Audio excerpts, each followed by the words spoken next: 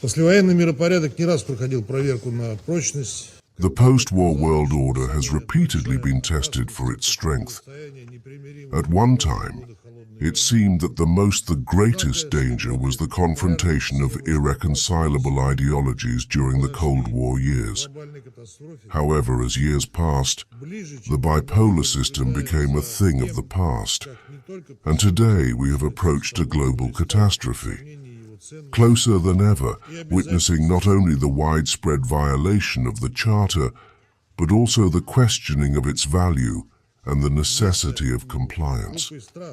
Instead, a group of countries, mainly Western ones, is offering us some sort of order based on rules that they themselves invent and present. Then these so-called rules are being presented as universal. Today, the disregard for the UN Charter, this cornerstone document, has reached its peak. In the pursuit to maintain their dominant positions in the world, Western elites have lost all restraint in using crude, forceful methods to advance their political and economic interests. They continue to pursue resources and influence. They are expanding NATO-centric alliances into new areas in Asia, directly threatening the undermining of collective security.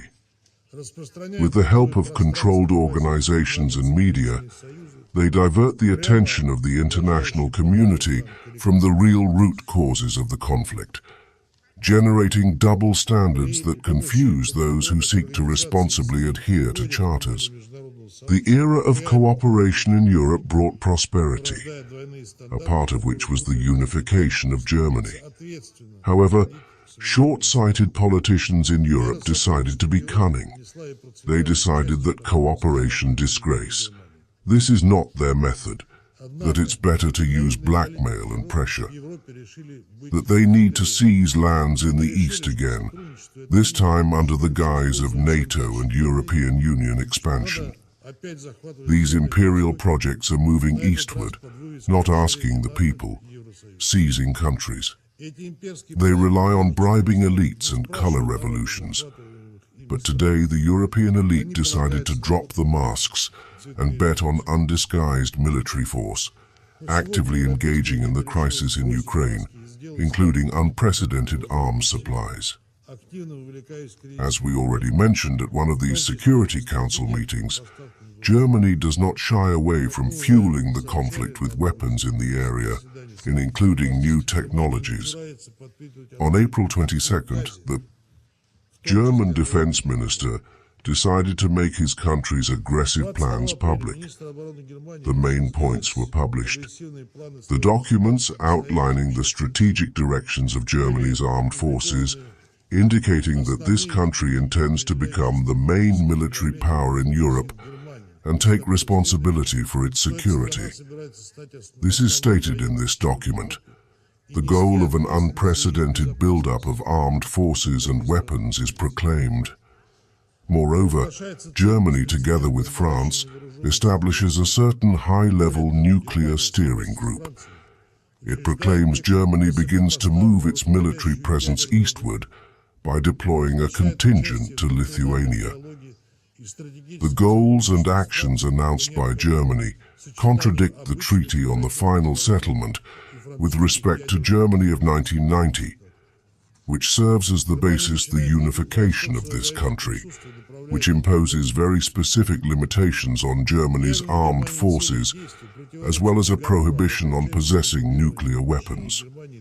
The same treaty states that from the territory of Germany there should originate only peace. Let us ask ourselves whether the remilitarization of Germany and a policy of confrontation brings prosperity to Europe comparable to that which this region achieved during the era of cooperation with the USSR and Russia. From the 1970s to the 2000s, in our opinion, the answer is obvious, and it is expressed not only in the indicators of economic development. Mr. Chairman, other countries are also engaged in remilitarization, countries falling under Article 107 of the UN Charter.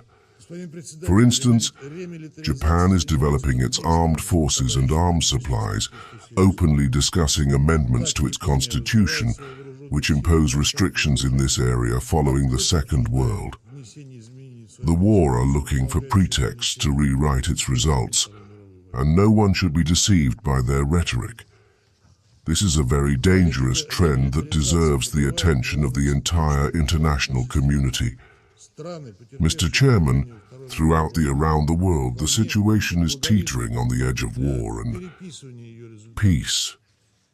Our eyes are anxiously turned to the Middle East, to the warlike rhetoric towards Cuba.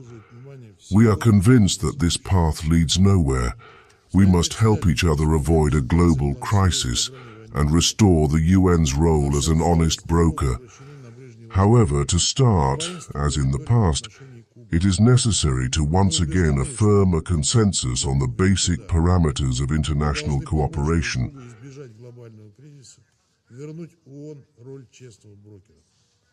Однако для начала, как и в прошлом, требуется вновь подтвердить консенсус по базовым параметрам международного взаимодействия.